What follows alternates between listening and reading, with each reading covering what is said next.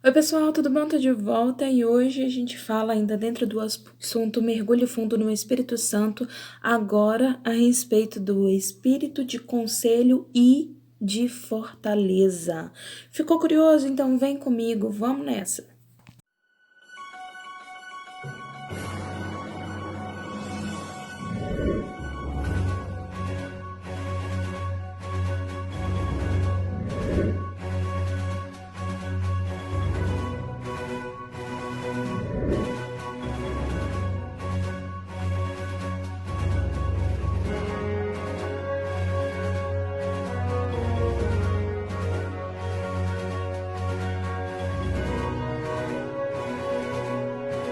Oi, pessoal, tudo bom? Tô de volta e hoje a gente fala ainda dentro do assunto Mergulhe fundo no Espírito Santo de Deus.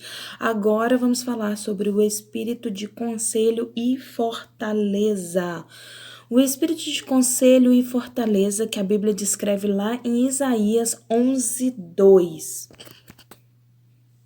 Fala assim: Repousará sobre ele o Espírito do Senhor, o Espírito de sabedoria e de entendimento, o Espírito de conselho e de fortaleza, o Espírito de conhecimento e temor do Senhor. Isaías está falando a respeito do Espírito do Senhor que pousaria sobre a vida de Jesus Cristo, assim como a gente falou lá no vídeo passado, né? E a gente vem falando na nossa live também, ao meio-dia, a respeito dos dons do Espírito Santo do Senhor. O que acontece? Isaías está reforçando que quando Jesus viesse, ele seria cheio do Espírito Santo de Deus. E esse Espírito Santo, né, lá no 3 fala assim: deleita-se no temor do Senhor, não julgará segundo a vista dos seus olhos, nem repreenderá segundo o ouvido dos seus ouvidos, mas julgará com justiça os pobres e decidirá com equidade o favor dos mansos da terra, e ferirá a terra com a vara de sua boca e com o sopro dos seus lábios matará o perverso. Então, assim, ele está falando a respeito disso, sobre o encher do Espírito Santo de Deus na vida de Jesus Cristo. O mesmo Espírito Santo que hoje enche as nossas vidas. E aí o que acontece? Ele fala que Jesus foi cheio do Espírito e por isso ele é chamado de maravilhoso, conselheiro, Deus forte, né? Príncipe da paz. Lá em Isaías, ainda em Isaías 9:6 fala assim: falando sobre o nascimento de Jesus Cristo, que fala: porque um menino nos nasceu, um filho se nos deu, o governo está sobre os seus ombros, e o seu nome será Maravilhoso, Conselheiro, Deus Forte, Pai da Eternidade e Príncipe da Paz. Então, o que acontece? Isaías está profetizando, né, a vinda de Jesus Cristo. E aí ele fala que o Espírito Santo de Deus, ele tem o prazer de ensinar, ele tem o prazer de alertar, ele tem o prazer de aconselhar, né? Ele ama nos ajudar. E esse Espírito Santo estaria sobre a vida de quem? De Jesus Cristo. E aí, o que acontece? Jesus Cristo foi chamado de maravilhoso conselheiro, Deus forte. Por que maravilhoso, né? Por que conselheiro? Porque você vê o tempo todo Jesus Cristo em toda a Bíblia, né, em todo o Novo Testamento, ele ensinando aos discípulos através de parábolas, aconselhando. E sobre qualquer assunto, quando procuram ele, falam assim: nós devemos pagar tributo a César. Ele, com toda a sabedoria, pega a moeda e diz: de quem é? E finge que está aqui. E aí eles falam: é de César. Então, dai a César o que é de César e a Deus o que é de Deus. Então, ele não fala, e ele paga imposto.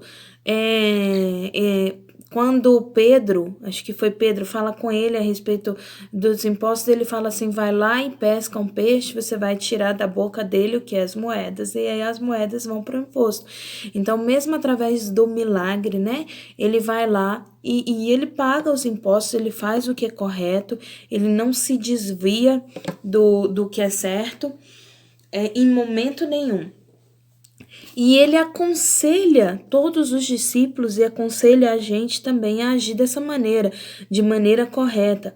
Quando as pessoas vão para apedrejar a mulher que estava em adultério, a primeira coisa que ele faz é abaixar a cabeça, ele continua escrevendo, ele não para de escrever. E aí as pessoas questionam, né? E você vê que as pessoas vão saindo. Então, assim, a gente imagina que elas foram constrangidas pelos pecados dela. Quem é você, né? Quem é você? Ele fala: quem não tem pecado, atire a primeira pedra. O meu pai costuma dizer que, de repente, ali, no meio daquele povo, estavam os homens que se deitaram com aquela mulher, de repente, estavam pessoas que agiam da mesma forma escondido, e Jesus estava ali escrevendo, e de repente estava escrevendo a respeito do pecado deles, e eles foram constrangidos, né, e aconselhados a não agir dessa forma. E ele fala assim: olha, eu não tenho pecado, mas onde estão seus acusadores? E ela fala: ah, foram embora. E ele fala assim: eu também não vou te acusar. Então, misericordioso, né? Ele aconselha ela, ele fala para ela assim, ó: vá e não peques mais. Não haja mais da mesma forma. Mude a sua vida, molde a sua vida. E você vê isso em todo o decorrer da Bíblia. Então, nós devemos, né, parar de querer estar no controle das coisas, estar no controle das nossas vidas e permitir que o Espírito Santo de Deus assuma o controle, assim como Jesus fez. Ele permitiu que o Espírito Santo de Deus estivesse no controle da vida dele.